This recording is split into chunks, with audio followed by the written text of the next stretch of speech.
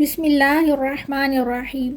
آج سے تقریباً 1000 سال پہلے ہندوستان میں ایک بہت بڑا مندر تھا جو ہندوستانیوں کی سب سے بڑی عبادت کا مرکز بنا ہوا تھا۔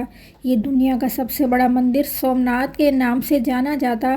لوگ دور دراز سے سفر کر کے اپنی منتیں مرادیں پوری کرنے کے لیے سومناتھ کے مندر کا رخ کرتے۔ سومناتھ کا مندر بے حد مشہور تھا۔ یہاں سونے اور چاندی کے بت تھے۔ ہندو یہاں اکثر پوجا کرنے آتے۔ سومناتھ کے مندر کی خاص شہرت ایک دیو ہیکل بت تھا۔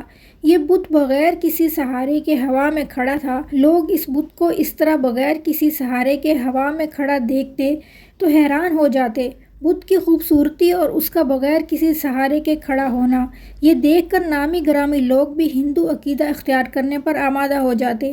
لوگ دوسرے ممالک سے سفر کر کے سومناتھ کے مندر میں آتے اور اس بڑے وزنی بت کو بغیر کسی سہارے کے ہوا میں معلق دیکھتے تو اس کو سجدہ کرنے لگتے۔ ہندوؤں نے اس بت کو بڑے ہی تکنیکی طریقے سے تیار کیا ہوا تھا۔ اس کا منہ بے حد بڑا تھا اور پیٹ کو بڑے طریقے سے بنایا گیا تھا۔ اس کے پیٹ کے اندر کئی ٹن کے حساب سے زیورات سونے چاندی کے سما سکتے تھے۔ خاص بات یہ تھی کہ اس بت کی کمر پر ایک دروازہ بنایا گیا تھا۔ ہندو پنڈتوں نے اس بت کو بہت بڑا کمائی کا ذریعہ بنایا ہوا تھا۔ لوگ یہاں آتے تو پنڈت ان کو کہتے، اگر تم اس بت کو سونا چاندی اور پیسہ ہدیہ کرو گے تو تمہاری ساری مشکلات ختم ہو جائیں گی۔ لوگ اس بت پر بڑا یقین رکھتے تھے۔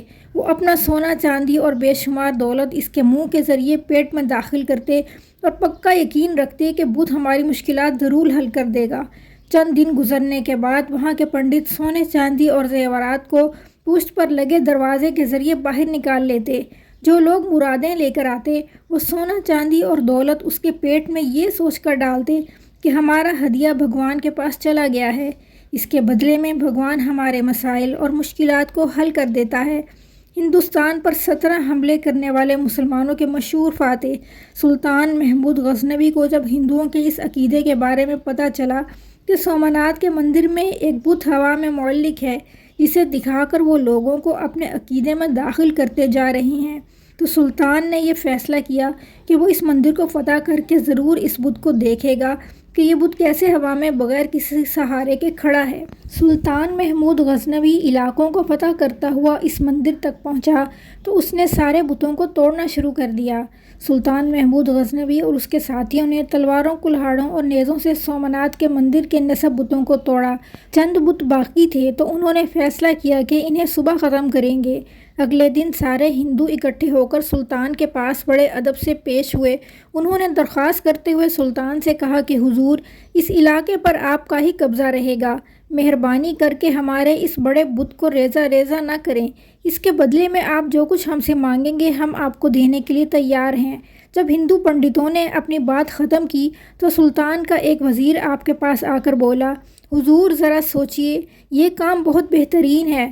ہم ہندوؤں کے سارے بت توڑ دیتے ہیں۔ ایک بت کے کھڑا رہنے سے ہمارا کیا نقصان ہوگا؟ اس کے بدلے میں جو ہم کو دولت ملے گی اس سے ہماری حکومت بے حد مضبوط ہو سکتی ہے۔ سلطان محمود غزنوی نے اپنے وزیر سے ایک تاریخی جملہ کہا۔ اس نے کہا، میں تاریخ میں بت فروش نہیں بلکہ بت شکن کے طور پر زندہ رہنا چاہتا ہوں۔ صبح ہوتے ہی اس صدی کے مشہور سائنسدان اور دانشور البیرونی کو سلطان نے یہ مہم سونپی کہ وہ جلد سے جلد اس بت کے ہوا میں معلق ہونے کی وجہ معلوم کرے۔ البیرونی اپنے ساتھیوں کو لے کر مندر پہنچا۔ ساتھ ہی سلطان اور ان کے کچھ وزیر بھی مندر پہنچ چکے تھے۔ سلطان ایک دفعہ پھر اس دیو ہیکل بت کو غور سے دیکھنے لگا۔ وہ بہت حیران ہوا کہ یہ کسی کے سہارے کے بغیر ہوا میں کیسے کھڑا ہے، اس کو تو کسی چیز کا سہارا نہیں ہے۔ خیر، سلطان البیرونی کی طرف دیکھنے لگے کہ کیسے وہ اس بت کے بارے میں معلوم کرے گا کہ یہ کیوں ہوا میں معلق ہے۔ یہ بہت ہی حیران کن بات تھی، کسی کے سمجھ میں نہ آتی تھی کہ یہ کیا ماجرا ہے۔ سلطان محمود غزنوی اور اس کے وزیر وہاں بیٹھ کر اس بات پر حیران ہو رہے تھے کہ اس کا پتہ کیسے چلے گا۔ البیرونی بھی پکا اور سچا مسلمان سائنسدان تھا۔ اس نے بت کے پاس جا کر چاروں طرف سے اندازہ لگایا اور بت کو ہاتھ لگا کر دیکھا۔ وہ واقعی کسی کی سمجھ میں آنے والی بات نہ تھی۔ البیرونی نے بڑے غور و فکر کے ساتھ اس کا اندازہ لگایا اور اس کی سمجھ میں آ گیا کہ ہندو پنڈت کس طرح لوگوں کو بیوقوف بنا کر مال لوٹ رہے ہیں۔ البیرونی بڑے ادب کے ساتھ مسکراتا ہوا سلطان کے پاس آیا اور کہا کہ جناب محترم سلطان، اس بت کی دائیں طرف والی دیوار کی اوپر والی اینٹیں نکال دی جائیں تو سب اس راز کو سمجھ جائیں گے۔ سلطان محمود غزنوی بھی کافی دیر سے اس کی تحقیق کر رہا تھا۔ اس نے اسی وقت وزیر کو حکم دیا کہ البیرونی کی بات پر عمل کیا جائے۔ جیسے ہی دائیں جانب والی اینٹوں کو اکھاڑا گیا تو بت بائیں طرف تھوڑا سا جھک گیا۔ بت کو ابھی گرایا نہیں گیا تھا۔ سلطان محمود غزنوی نے البیرونی سے حیران ہوتے ہوئے پوچھا کہ آپ اس تحقیق تک کس طرح پہنچ گئے؟ البیرونی نے جواب دیتے ہوئے کہا، جناب، اس مورتی کی جسامت اعلیٰ قسم کے لوہے سے بنائی گئی ہے۔ اس کے گرد جو دیواریں اور اس کے اوپر جو چھت تعمیر کی گئی ہے وہ کسی مٹی سے نہیں بنائی گئی بلکہ مقناطیس سے تعمیر کی گئی ہے۔